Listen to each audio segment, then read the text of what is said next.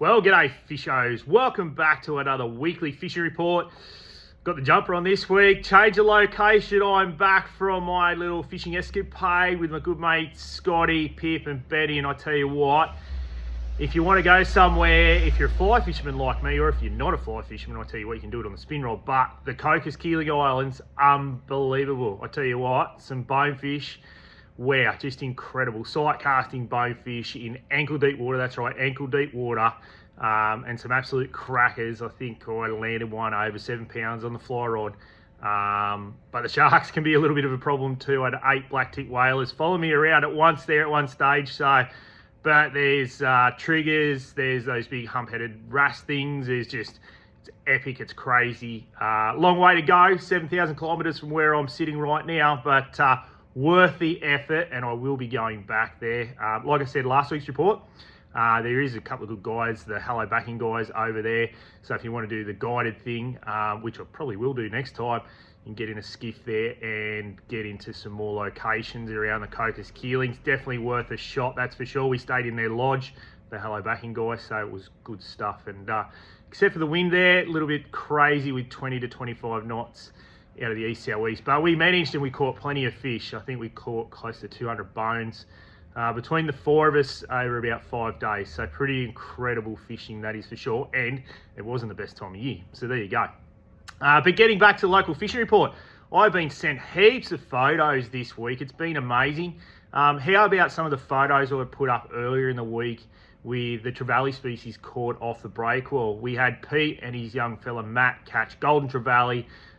Young Ko, who works for us, caught a kalkal. It's just incredible. I know a couple of others that were caught as well. Some big eye trevally there as well. So just incredible to see those trevally species turning up in the bay after all that rain. And there's still more to come, unfortunately. But the bay's fishing well. Lots of bream around now. Heaps of bream. Harley sent me a photo of his young fella catching a truckload of bream there, releasing them all. He was bait fishing, anchoring up around the racks, floating some baits down in between the racks, and it's a good time of year to do that. So definitely chase the bream. Plenty of bream around the rock walls there, adjacent to Soldiers Point, around Fane Cove, North Arm Cove, all through that area. They get up in there and they school up and they spawn this time of year. So if you're a budding lure fisherman, soft plastics, hard bodies, now is the time to go and do that, that is for sure. The breakwall at Nelson Bay should start to see a few bream, a few ludricks starting to turn up there, I hear. So definitely worth a shot doing that. A few flatties still about, believe it or not. The water is still a little bit warm coming in from the ocean, about 21 degrees. So definitely worth chasing a few late season flatties. So you're going to work for them, but it might be worth doing that in the lower half of the estuary at the moment. Now, Paul from Fishport Stevens Estuary Charters, Mac tuners and the odd longtail still in that water as well. So a bit more on the Mac tuna side than the longtails, but the longtails are there. You've just got to persist, and they are feeding on those 11 gram and 18 gram arm anchovies. Change them out to a single hook and away you go. That's the bay in a nutshell. Funny weather this weekend. I think Saturday looks more fishable than Sunday. There's supposed to be an east coast low developing. There is going to be rain, unfortunately, but wind-wise, Saturday looks the better day if you're keen to get a fish. The beaches and the rocks should fish okay. I think you've got to get up early before that wind gets up. It will go around to the south on Saturday. Be worth a shot on the beaches. Plenty of bream around. Some good tailor around at the moment. And I think the salmon will start to turn up on the beaches as well. If you're going to get protection out of the southerly, the southern corner of Boxy, you could try the northern end of Fingal, so the other side of the spit.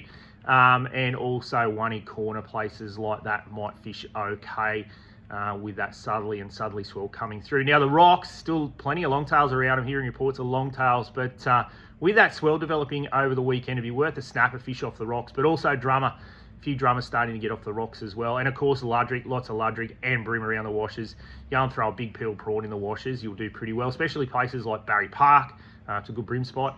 And down around Boulder Bay, the southern end of Boat Harbour there. So you walk out past the whale watching platform, there's some good washes there, the whole bream and drummer at the moment. So good rock fishing. Now offshore, Dane sent me a photo this morning. Cracking cobia, nice fish, over 20 kilos, caught it solo.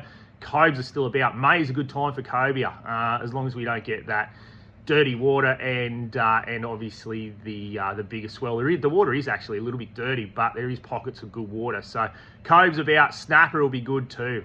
This will be the weekend if you want to keep for a snapper fish. it will be pretty good off the back of the full moon. So definitely worth a snapper fish. A few trags on the deeper reefs like the Big Gibber, and then the Outer V, the 21 places like that. So still worth a shot. If you want to fish locally around the washes, the islands will be the go. Chance of a cobia around the islands at the moment, especially Big and Little Island, Fingal Point, places like that. A few bonito around the washes if you want to go for a troll. But you're worth throwing some baits back into the washes there, that is for sure. So that'll be it for this weekend. Like I said, that Southerly's kicking in Sunday. I think Saturday's your only opportunity. Get up early Saturday and give it a crack. Now, further offshore, there's still dolphin fish around the FAD. I think they'll bring that in shortly. Usually by the end of May, they bring the FAD in.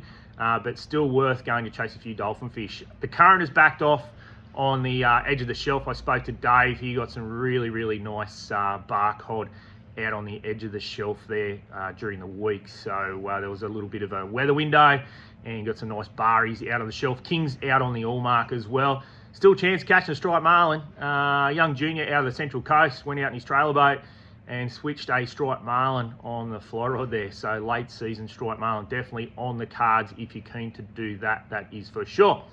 Anyway, that's our fishery report in a nutshell this week. Like I said, weather's not looking good this weekend. Make the most of Saturday. Sunday's looking a little bit iffy. Still fishable in the bay, but I think the offshore scene's going to be a bit of a write-off. But definitely get out there, have a crack, or come in and see us in store. I'm back, ready to rock after my, like I said, my little fishing escapade. It was good fun. Anyway, talk next week.